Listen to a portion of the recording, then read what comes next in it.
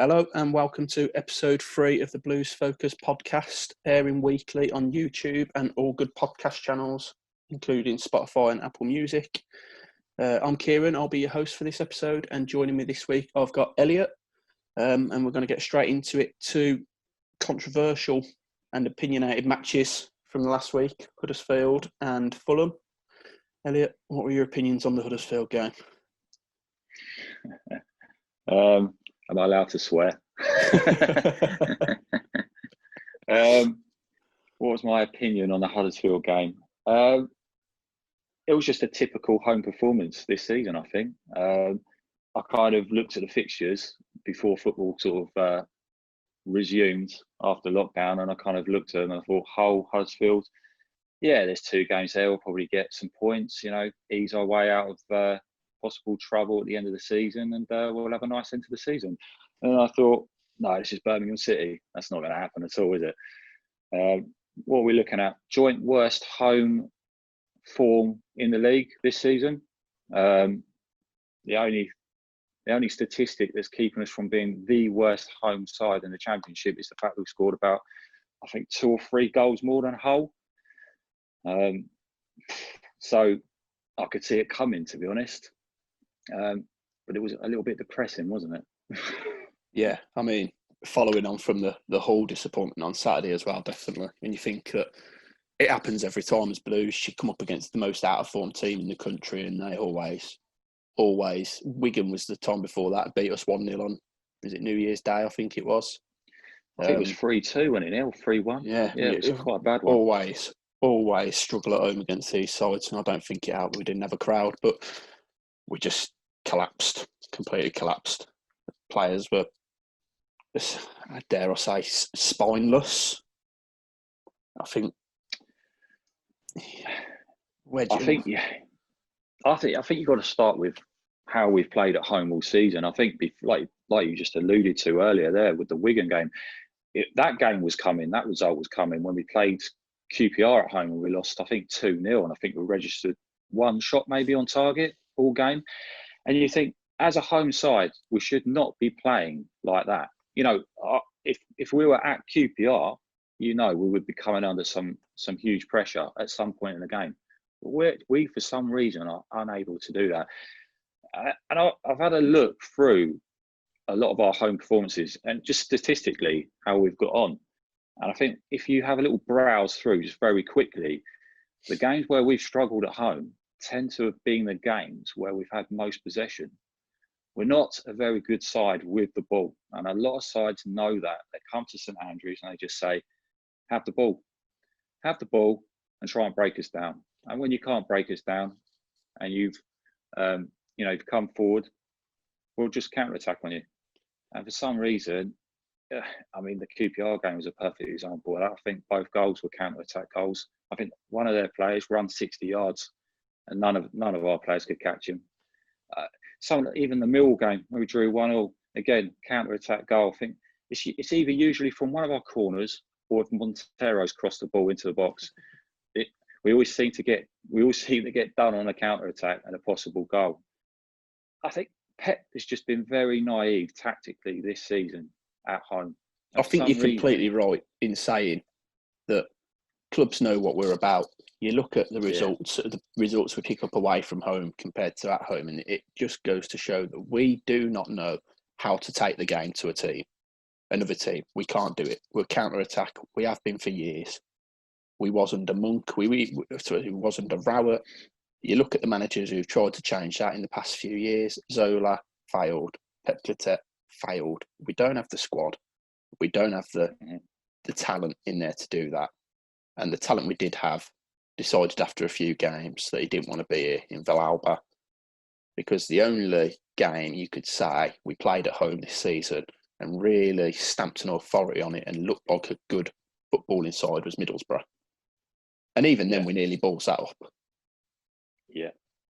To be saved by Odin Baylor in the last minute from a game that we really shouldn't have ended up with a draw. We almost did. So, it speaks volumes. It really does. Yeah, it does. It's just a soft underbelly to the sides. And like you alluded to earlier as well, that I think there is a question on the character of some of those players, one or two. I don't want to name names, and I don't want to start attacking individual players, because that's not what I'm about. Football's a team game, and also I think most of it should be put on Pep. For me, he's like we were saying earlier, pre-podcast. He is the person that motivates these players. He is the person that sets these players up, and he's the person that gives them confidence to play to their full ability. And I don't think there's many players in that team right now that are playing to their full ability, unfortunately. No, I agree. And I think that, with the whole Pep situation, it's easy to say now that it's been announced he's leaving, that, the players don't want to play for him anymore. He's not going to be there next season. I mean, to be honest, you could question how many of the players that are there playing at the minute will even be there next season. You've got Clark Salter, who, if rumours are to be believed in terms of what we're looking at doing in the transfer market, we won't be signing him permanently for the value being quoted. Hogan, will he stay on? Now he's firing the goals in. Will a higher championship club have a look at him in the summer? Possibly. Pedersen, Sunjic could leave, probably will leave. Jude, I think, is obviously, if rumours to be believed, already leaving. If not, he's bound to go. Players that we've released are all gone. Are they all done now? Is it end start of this month, wasn't it? The contracts are up. Magoma, Keita, Stockdale. So you've got, in the transfer market, what do we do? We've got to bring in players that I want to play for the club. Doesn't matter about the money or the position they want to play, and they'll fight every game. But then, how can you prepare for that when we don't know who's going to be in charge as well? But yeah, I think the blame does rest with Pep. I think, obviously, ultimately, the players out on the pitch don't want it. They don't seem to want it. They seem to have gone into the restart thinking that we're already home and hose, not going up, not going down. And I think that's the wrong mentality to go in with. And it's shown in the performance on Wednesday against Huddersfield. It was depressing to watch. It really was. Yeah. I mean, Huddersfield, like I said earlier, I could see it coming. I mean, I was surprised by the scoreline. I thought we'd be a little bit more competitive than that, but unfortunately not. And like you say, I think it's the mentality of having come back and thought, well, we're safe. Let's just see this season out. Pep's not going to be here next season. One or two of those players are probably not going to be there next season. And they're kind of just going through the motions. You can see it. And now, obviously, they've now had a bit of a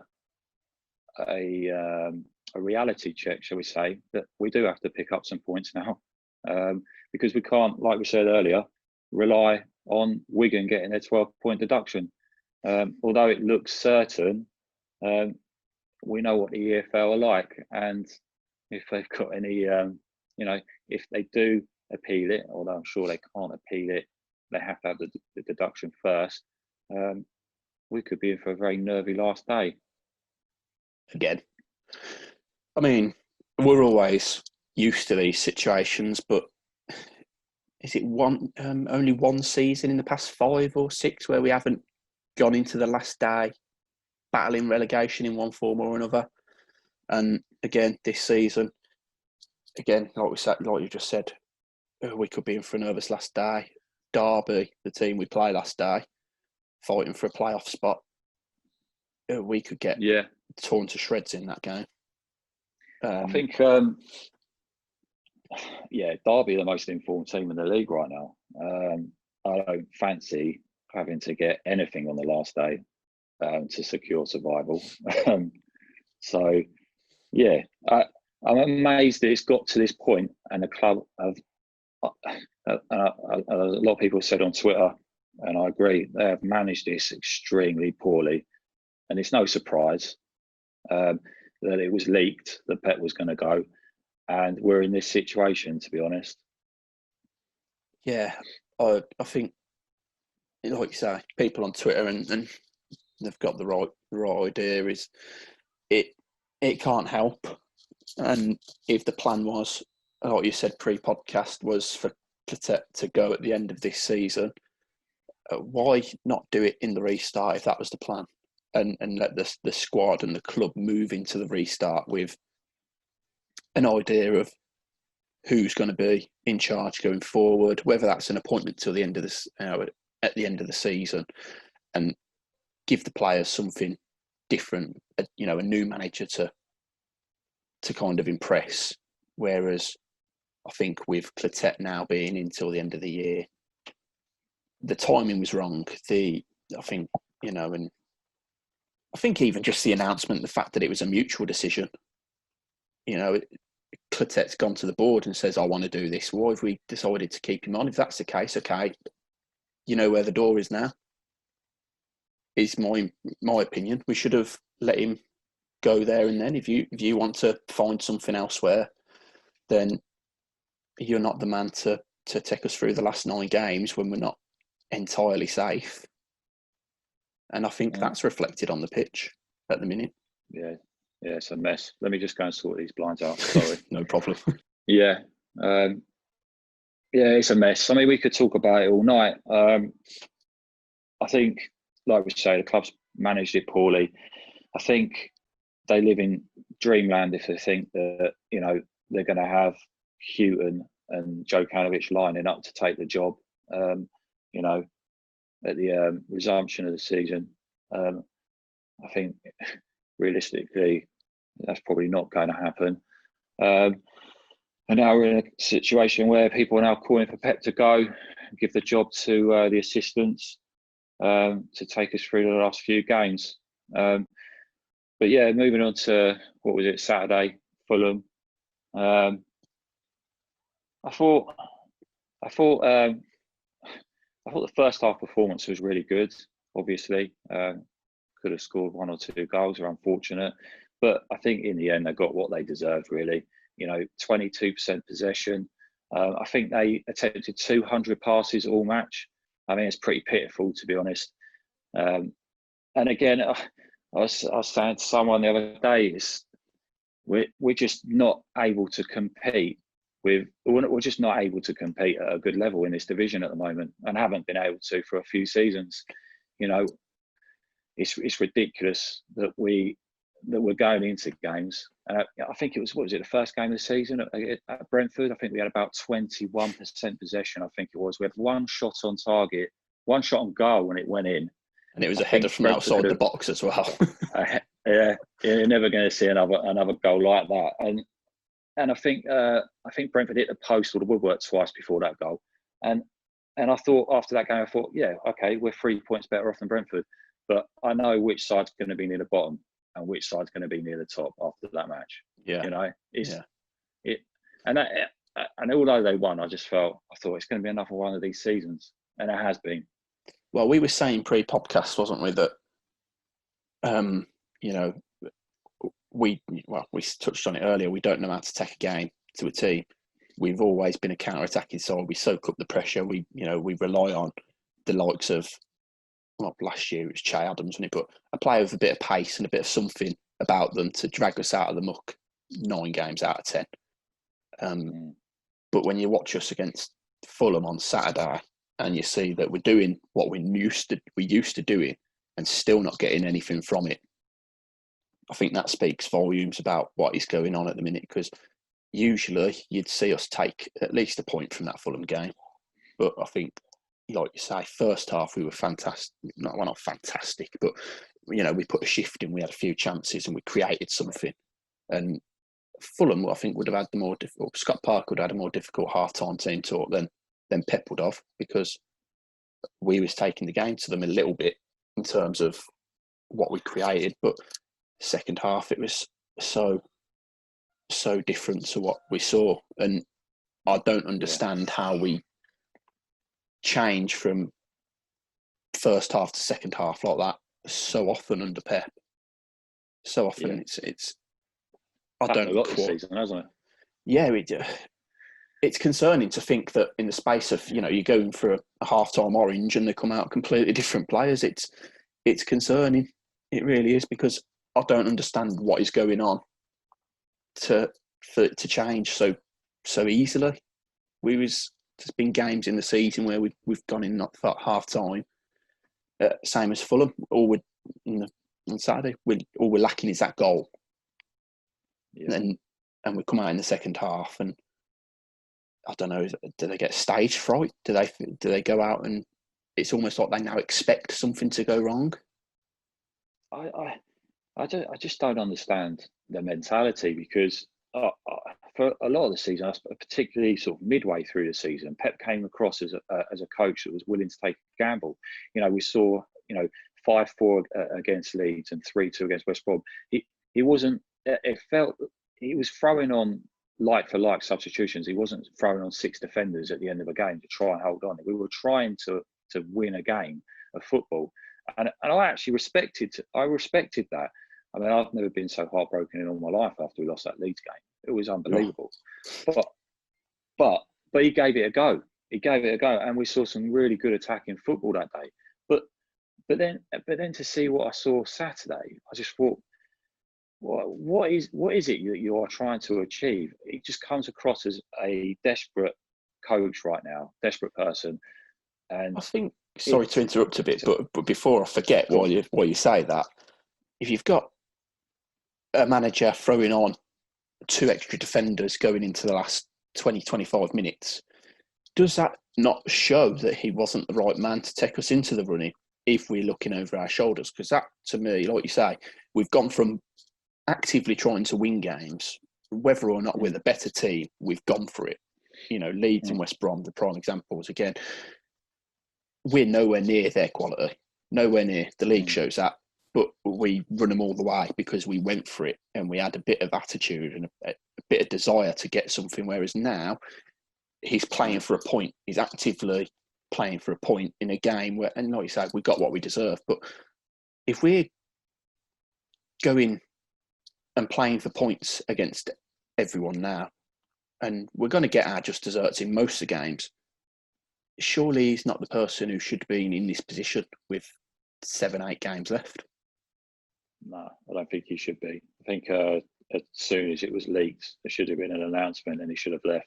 I mean, we could have thanked him for all his time and his efforts this season, and we could have just had Robinson or Gardner in charge. But the problem is, and I think I look at it from the owner's point of view as well. Had they done that and we'd gone on and lost 9 on the trot and gone down, they would have been absolutely slaughtered for letting Pep go. When they could have said, well, he could have stayed in the job for 9 more games and just kept the ship steady. It is a really difficult. It's one of those things. It's in hindsight. Do you know what I'm saying? So yeah. It's a very difficult decision. Once that information was leaked out that he was going, it's a very difficult situation for the owners to say, right, what do we do? Do we just hope that he steadies the ship and we just see the season out and we say thank you very much and goodbye? Or do we let him go now and we potentially go on a very, very bad run and there's a backlash?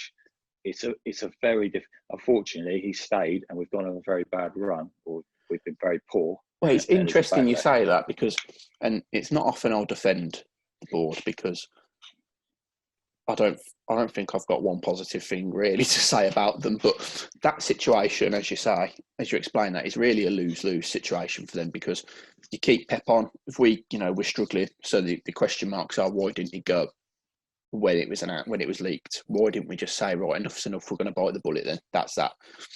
And obviously, again, the flip side of that, if he did do that, Gardner or Robinson take over for 9 games and we go on this run anyway, the question will be, well, why didn't we keep Pep for the last 9 games? So I suppose they can't really win with that decision. That's probably the most positive I'll ever be about Dong and the others behind the scenes, because, like I say, that's for another podcast when we've got a longer. I know. But I think if we move, all right, let's move on. I think we should move on from the Fulham game. I mean, I think we've covered it. It was just one of them games. We knew that. I didn't expect anything other than a defeat. I think the manner of it was just really disappointing, and I think that the approach in the second half was very disappointing, and I think it's kind of summed up quite a few games for us this season. But I think going forward, like in terms of the next 5 games, what do you expect from Wednesday night? After seeing the last few games, I expect absolutely nothing from Wednesday night, and that's me being as positive as I can be. Was it last season against Swansea when we absolutely, well, their keeper put in an absolute wonder of a game. He was incredible, and especially at St Andrews, and we should have got, we could have had 2, 3, 4, 5 goals in the first half alone, which is classic Blues. Don't take the chances. Yeah. But I think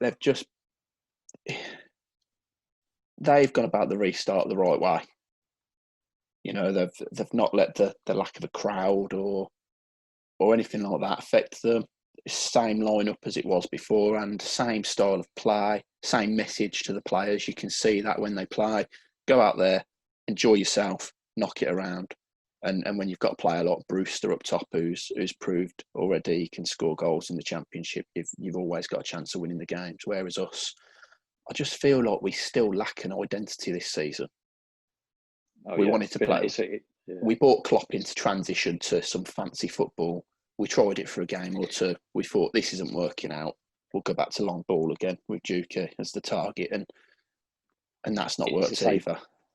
It's the safe tactic, isn't it? Direct football, bypass the midfield. It feed off the knockdowns. But the problem I've seen, especially in the past few games, is that if you're playing the long balls, but then your centre midfielders aren't. We haven't got the midfielders at the minute feeding off Djukovic in the way we should have.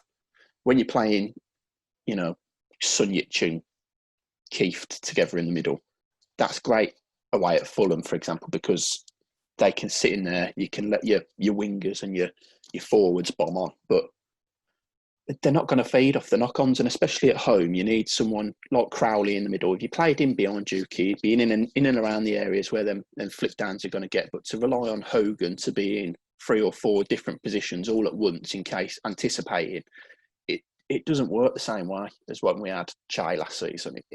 And I don't know if it's because the players got different messages in the summer. Was that, like I say, he was going to play fancy football. Villalba was coming in. Crowley was coming in. This is how we're going to play. It was ideally going to be wing backs at first, which lasted all of about half an hour.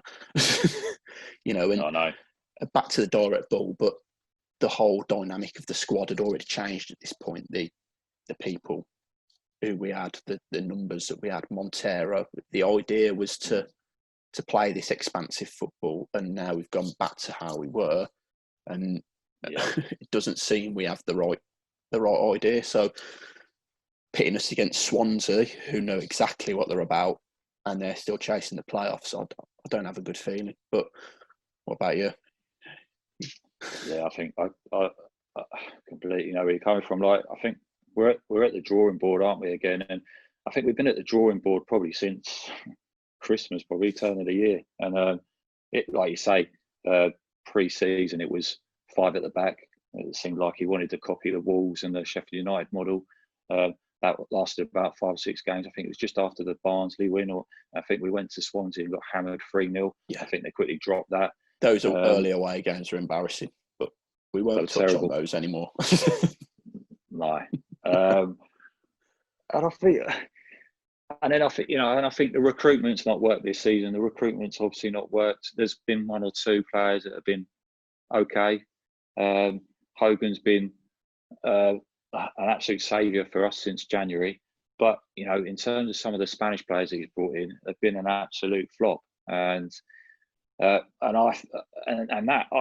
place that responsibility with the manager. It's he and his staff that bring these players in, and it's just not worked at all. This season's going to be a complete and utter failure, to be honest. And I think if we keep away from any last day drama, we'd have done all right, actually. Yeah, I mean, I don't. Obviously, there's question marks about who makes the signings and stuff. You've got to think that Clotet and his staff will have a say on what they want. because at the end of the day, they are to the fans anyway. Whether again, rumours Dong said has an input, but he's the one who puts the 11 out, so he knows what he needs. He knows what depth he needs in the squad. I need, i.e., 2-3 wingers, for example, if we was going to play fancy, expansive passing football down the line. But it's just, like you say, not worked out after signings. I think even question marks over the ones that start week in, week out now. Crowley, he's had a good couple of games until the Fulham game. I thought he was a bit off the boil. I mean, I could say that about a couple of them as well. Again, I know we lasted till the 95th minute. We still folded. But there's still question marks about him. Does he fit in the system? He doesn't fit out wide on the right, if you ask me. But no, it's too lightweight. Again, does he want to be there next season? If he's obviously come in, if we beat was it PSV we beat to his signing? If we beat a European club to his signing, we've sold him a dream. Same with Sunjic. Yeah. If we've beat AC Milan to him, we've told him that Premier League football's going to be, would have been about a month away now if it weren't for COVID. But instead, he's spending the next 5 games looking over his shoulder, thinking, "Am I about to end up at a League One club in 3 weeks' time?" I don't understand the ideas and the decisions that the board and the manager and his staff have ultimately made. No, I think it's been a bit clueless, to be honest. It's been let's copy someone else's model. Oh no, we don't have the players to suit that. Let's bring in a load of Spanish players. Let's bring in a Spanish under-23 coach. Let's bring in a Spanish assistant manager, who have all since left. And all the players have left as well. Let's be honest, Alvaro Jimenez was probably like a Lidl version of Hogan. And then we finally got Hogan on loan because he wasn't getting any game time at Stoke. I can't wait to see the back of this season, to be honest. I think it is interesting you say about the idea was from the off, or we both said it was 5 at the back, wing backs, and then when you think that the only centre back signing we made was Clark Salter on loan, and we were short of centre backs last season, so to just bring in one player in that area when you wanted to include an extra player in the starting 11 in that area, the recruitment was wrong. Whoever's in charge of it was wrong from the off, because they got their numbers completely wrong, what was needed. And I think moving on from that and touching for the next 5 minutes or so before we have to wrap it up on manager base again, you said it previously, you don't think Jukanovic and the likes of Hughton will be lining up for us. My question is, if what they say is true, and Jukanovic would be interested if the money is there, obviously for himself included, wage-wise, do we want a manager who only wants the job if it's motivated by the money he gets paid? Or do we want someone who wants it because that's where they see themselves next season?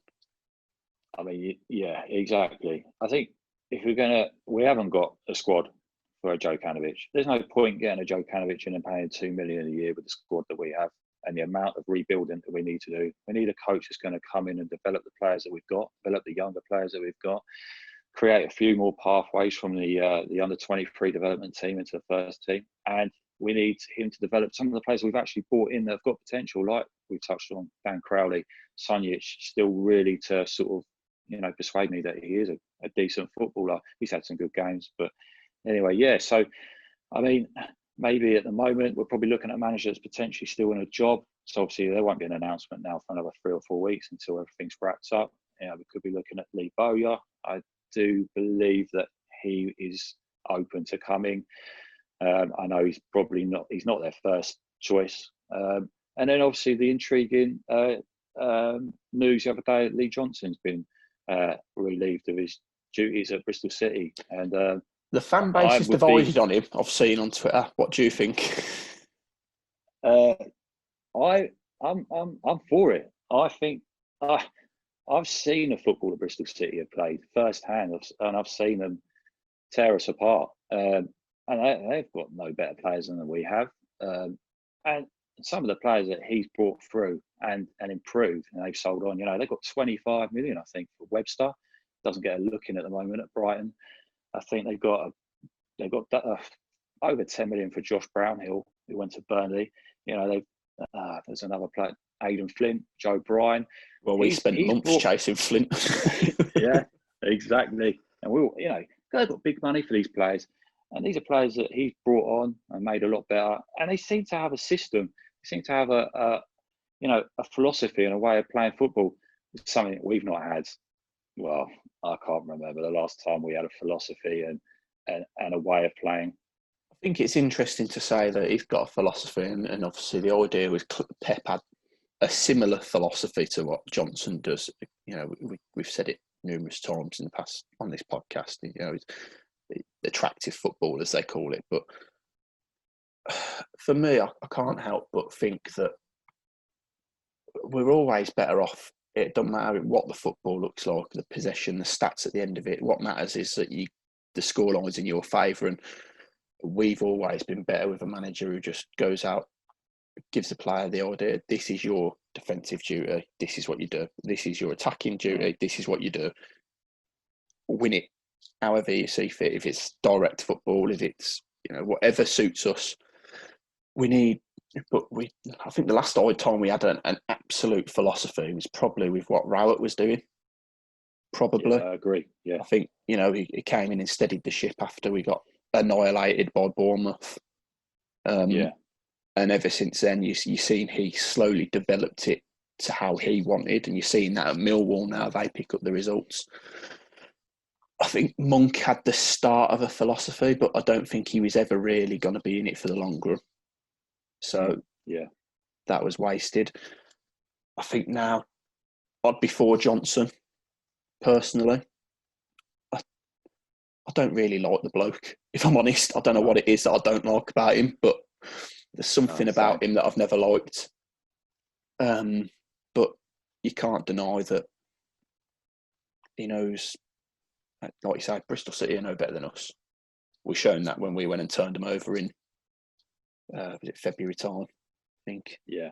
They're no better than us, but everyone went into the games against them thinking they were, and I think that's down to him, the football he played. Can it be any harm bringing in a manager like that if you're going to give him some time? I think our options at the moment is an untried manager like Lee Bowyer or Gareth Ainsworth, someone from lower down, or a more tried and tested manager that gets his sides finishing in the top half of the Championship on a regular basis. I think at the moment I would probably go for the latter. As much as I'd like to see a younger coach with potential, I think I'd rather have a coach that, even someone said Mick McCarthy, I wouldn't be against someone like that, but his football isn't on the same level, and I think it wouldn't end too well, to be honest. But yeah, Lee Johnson, I'll give him a thumbs up. As much as I don't like the guy as well, I really don't like the guy at all. He's got some proper small man syndrome issues going on there, but I like the football he plays, and that's all that matters. And I like what he does with bringing and developing players into the first team. Yeah, and I suppose ultimately you see it with Jude this year, as they're saying, he's got to give more chances to these youngsters. I suppose that's one of the things the board's looking for. So I suppose you could say, in theory, watch this space with that. But that's all we've got time for today. Again, you can watch us on YouTube weekly, catch us on Spotify, Apple Music. Thank you, Elliot, for joining me today. Follow us on Twitter at Blues Focus Pod. Send us your questions in. Spark a debate with us on there. We're happy to have a chat. And we'll speak to you all next week.